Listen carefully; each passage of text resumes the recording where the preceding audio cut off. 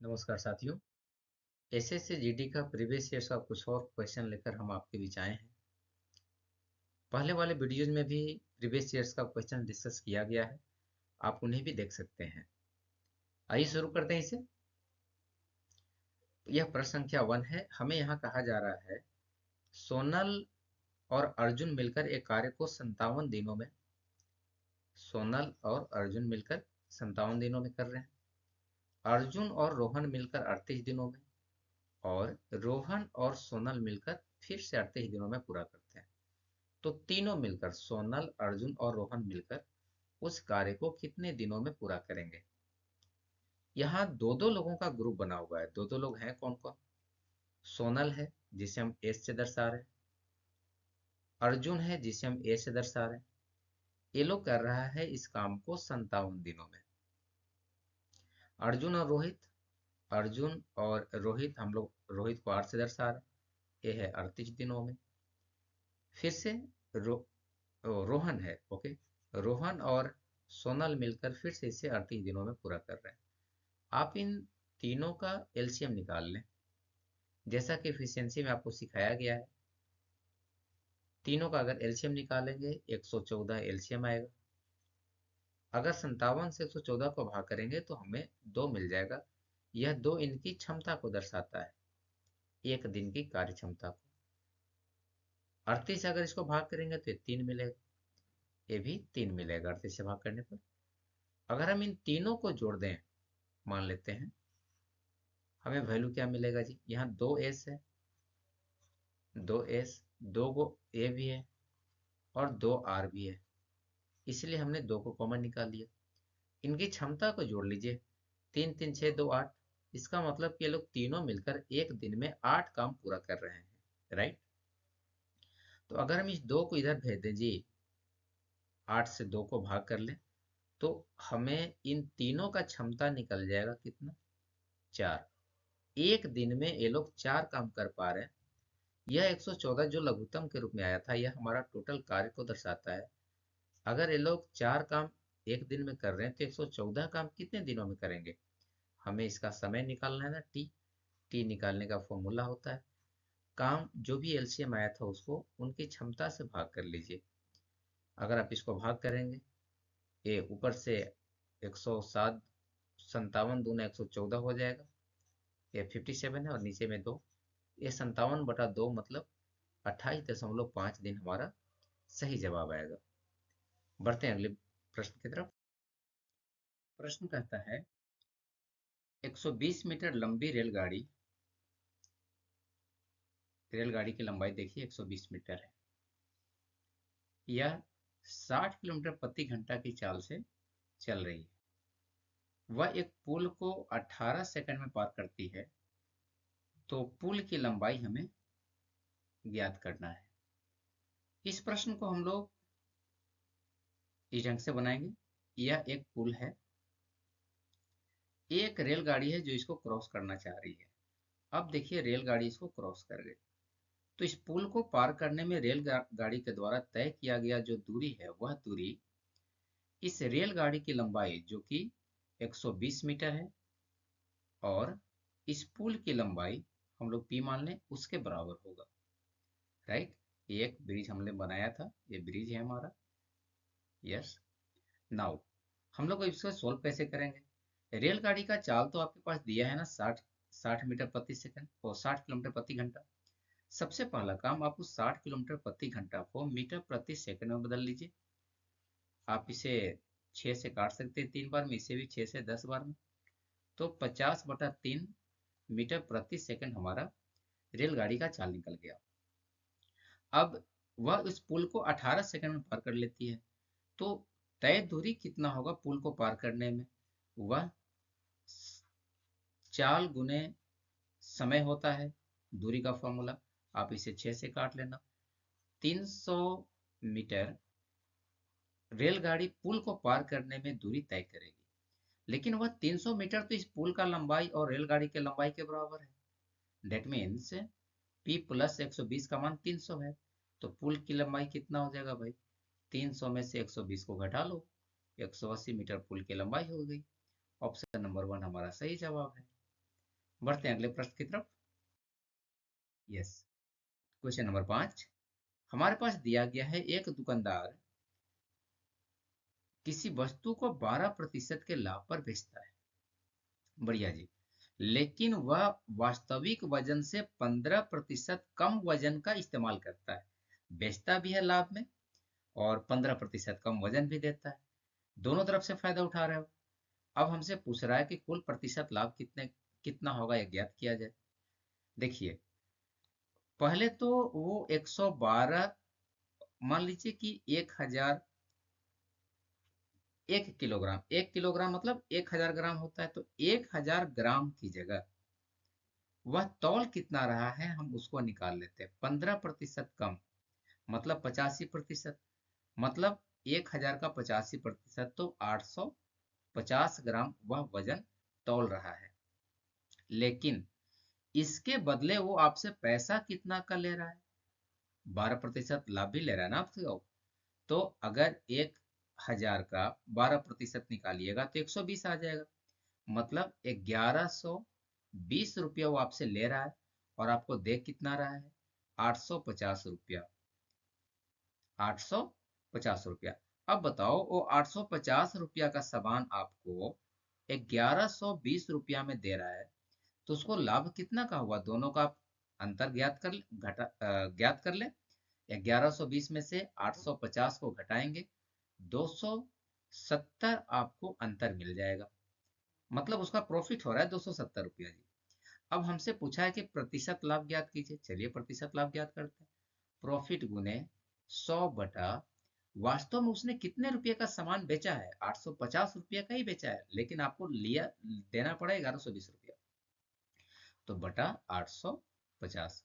आप इसे कैलकुलेट कर लेंगे। एक जीरो से एक जीरो तो कट गया, यहाँ 17 और यहाँ पर 20, 5 से काट लिया हम लोगों ने। ये 540/17 आ रहा है। जब भाग दीजिएगा जी तो 17 तिया 51, 51, 3 10 31 समथिंग आएगा। ऑप्शन नंबर 3 हमारा सही जवाब है। बढ़ते हैं अगले प्रश्न की तरफ।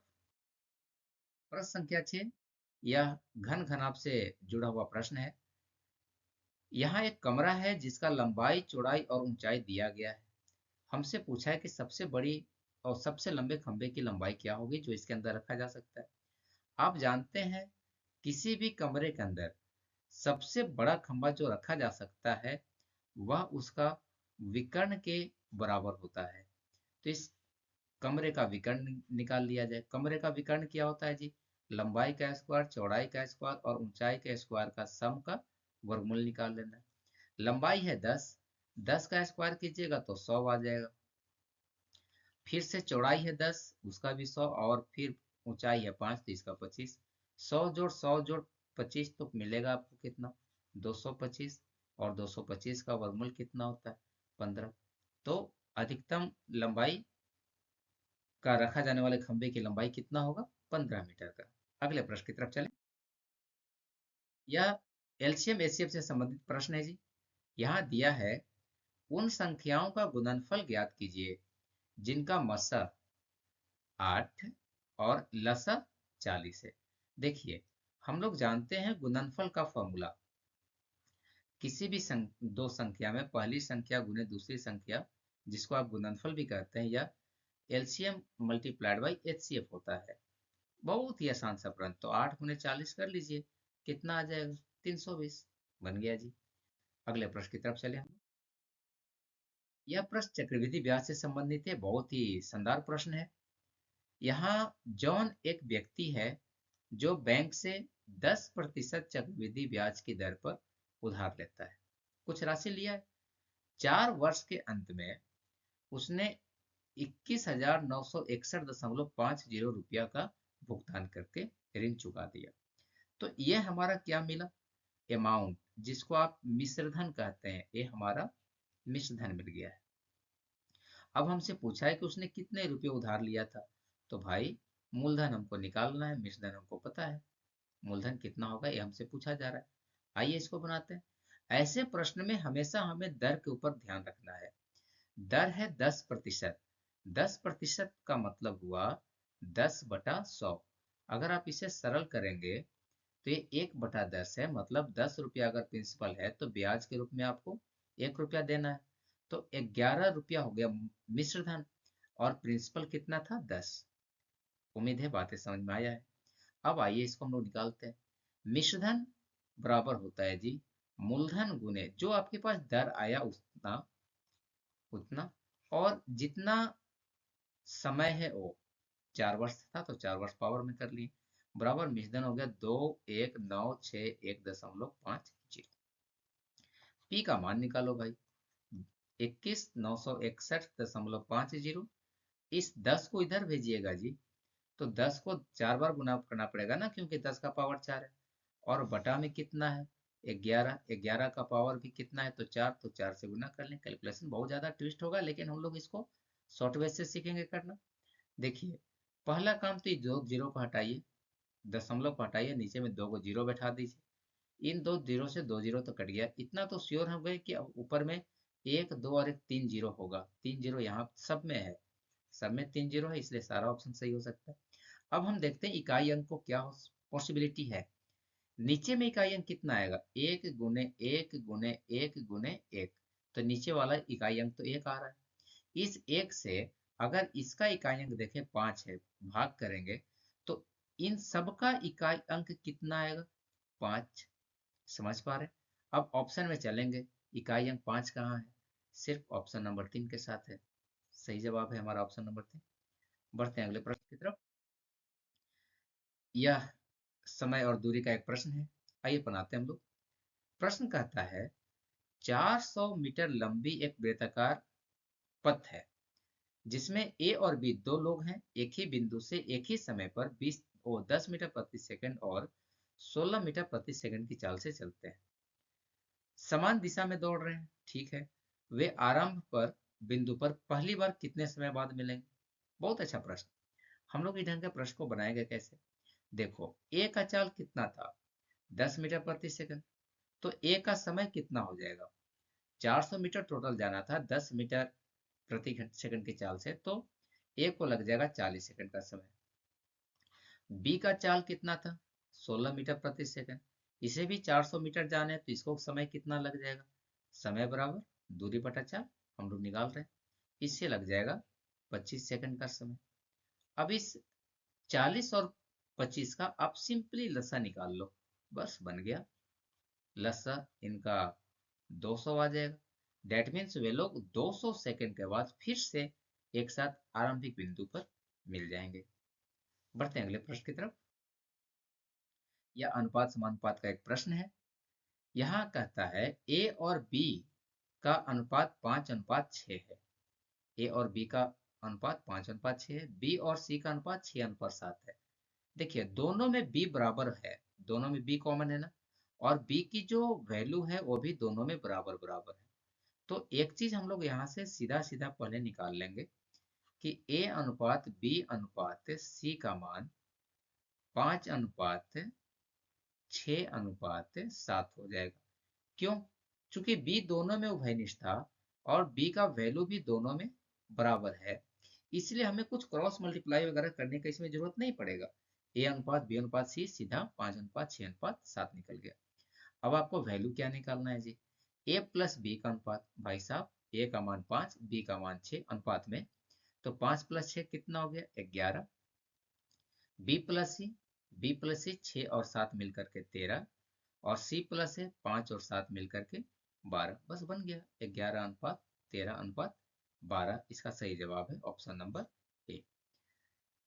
आज के लिए इतना ही, मिलते हैं अगले वीडियो में कुछ और प्रश्नों के साथ। वीडियो अगर पसंद आया हो तो चैनल को इसे लाइक करें, चैनल पर नए हैं तो इसे सब्सक्राइब करें, साथ ही अपने दोस्तों के साथ इसे शेयर भी करें ताकि वे भी इन क्वेश्चंस को बना सके, अच्छी तरीके से सीख सके, इसका फायदा उठा सके, एक सिलेक्शन श्योर कर सके जैसा आप करने जा रहे हैं। धन्यवाद।